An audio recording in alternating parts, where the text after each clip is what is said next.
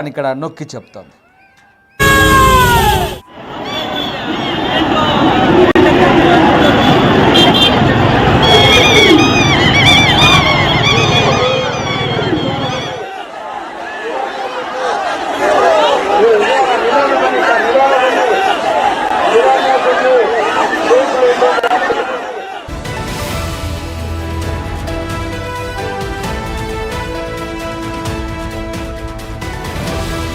విమానం వెర్రి తలలు వేస్తే ఏ రకంగా ఉంటుందో బెంగళూరు చిన్నస్వామి స్టేడియం దగ్గర జరిగినటువంటి ఘటన ఇప్పుడు ప్రత్యక్ష ఉదాహరణగా కనబడుతోంది. బెంగళూరులో తీవ్ర ఉద్రిక్తత చోటు చేసుకుంది. చిన్నస్వామి స్టేడియం వద్ద తొక్కిసలాట చోటు చేసుకుంది.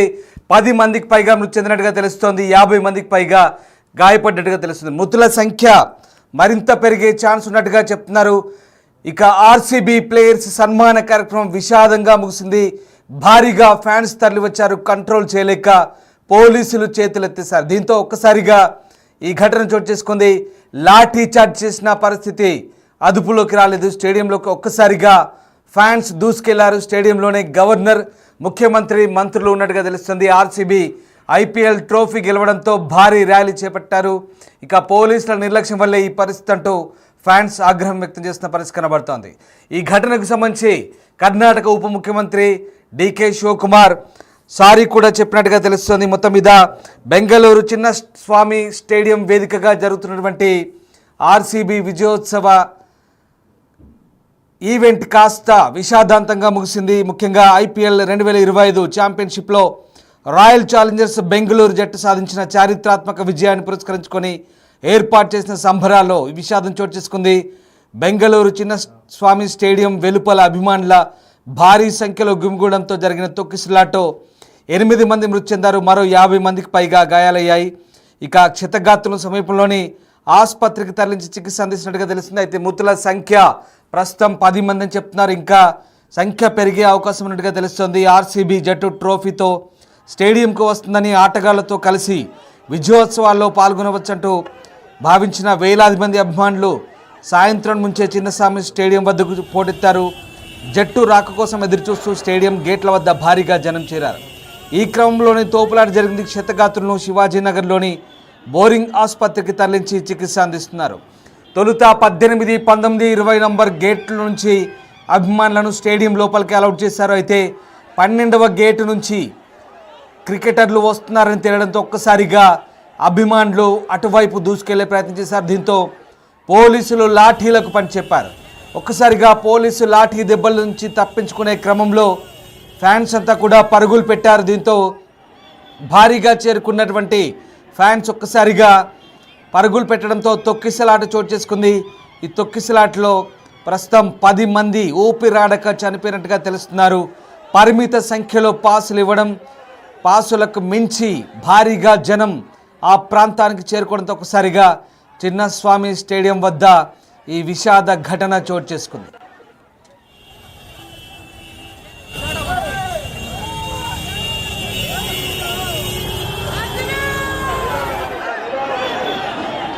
పాల్గొనవచ్చంటూ భావించిన వేలాది మంది అభిమానులు సాయంత్రం నుంచే చిన్నస్వామి స్టేడియం వద్దకు పోటెత్తారు.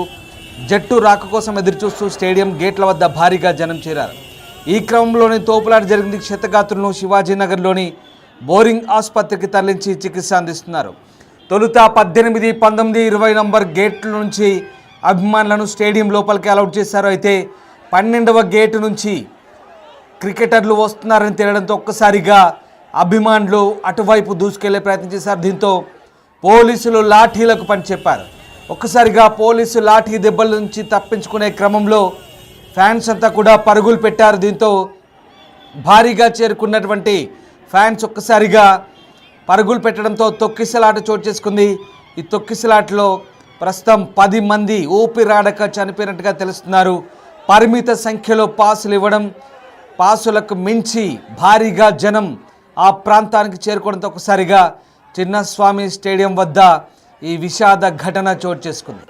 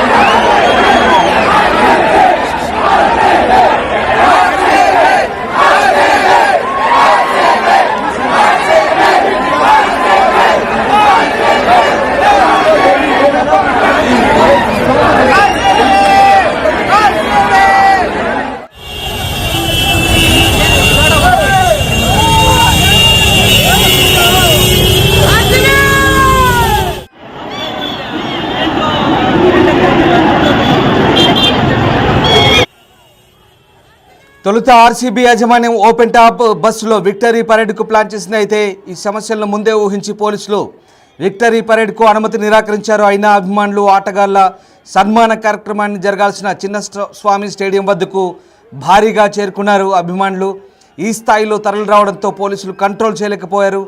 లాఠీ చార్జ్ చేయడంతో పరిస్థితి అదుపు తప్పినట్టుగా తెలుస్తోంది. ఈ నేపథ్యంలో అంటే సుదీర్ఘ విరామం తర్వాత 18 ఏళ్ల సుదీర్ఘ విరామం తర్వాత ఆర్సీబీ ఐపీఎల్ ఛాంపియన్గా అవతరించింది. దీంతో స్వయంగా కర్ణాటక ఉప ముఖ్యమంత్రి ఆటగాళ్ళందరినీ ఎయిర్పోర్ట్కు వెళ్ళి మరీ రిసీవ్ చేసుకున్నారు. తర్వాత ఆటగాళ్ళకి సన్మాన కార్యక్రమాన్ని ఏర్పాటు చేశారు చిన్నస్వామి స్టేడియంలో. అయితే ఈ కార్యక్రమానికి స్వయంగా ముఖ్యమంత్రి సిద్ధరామయ్యతో పాటు ఉప ముఖ్యమంత్రి డీకే శివకుమార్ అలాగే గవర్నర్ కూడా మంత్రులతో సహా అందరూ హాజరయ్యారు. వాళ్ళంతా కూడా స్టేడియం లోపలికి అప్పటికే చేరుకున్నారు. అయితే ఆటగాళ్ళను చూసేందుకు భారీగా తరలి వచ్చిన అభిమానులు ఒక్కసారిగా తోపులాట చోటు చేసుకుంది. ఈ తోపులాటలతో ఒక్కసారిగా పోలీసులు లాఠీ చార్జ్ చేశారు. దీంతో ఈ దుర్ఘటన చోటు చేసుకుంది. ఇప్పటి వరకు 10 మంది చనిపోయినట్టు తెలుస్తుంది. మృతుల సంఖ్య మరింత పెరిగే అవకాశం కనిపిస్తుంది. ప్రస్తుతం చిన్నస్వామి స్టేడియం వద్ద ఎలాంటి పరిస్థితి ఉంది? మా సీనియర్ కొలీగ్ మరిన్ని వివరాలు అందిస్తారు. గేట్లన్నీ ఓపెన్ చేసి బయటకైతే పంపిస్తున్నారు. ఎందుకంటే వేలాది మంది అభిమానులు ఉన్నారు. మళ్ళీ తొక్కిసలాట జరిగితే ఇబ్బందికర పరిస్థితులు తలెత్తుతాయని చెప్పి కూడా భావించి ఉన్న నేపథ్యంలోనే వాళ్ళందరినీ అయితే బయటకు పంపిస్తున్నారు. ప్రస్తుతం అయితే సిచ్యువేషన్ కంట్రోల్లో ఉన్న గాయపడ్డ వారు ఎంతమంది చనిపోతారు, గాయపడ్డ మృతులు ఎవరు, వాళ్ళకి సంబంధించిన బంధువులు ఎవరని మాత్రం ఇంకా ఎంక్వైరీ చేయలేదు. వాళ్ళకి సంబంధించిన సమాచారం కూడా బయటకైతే చెప్పలేదు. వాళ్ళందరికీ సంబంధించిన నేమ్స్ నోట్ చేసుకోవాలి. వాళ్ళకి సంబంధించిన ఫోన్లు కావచ్చు, కుటుంబ సభ్యులు ఎవరు, ఏ ప్రాంతం నుంచి వచ్చారు, వాళ్ళకి సంబంధించిన బంధుమిత్రులు ఎవరు, అవన్నీ కూడా కాసేపట్లో తెలిసే అవకాశం కనిపిస్తుంది. మరి ప్రభుత్వము అయితే ఒక విచారణ కమిటీ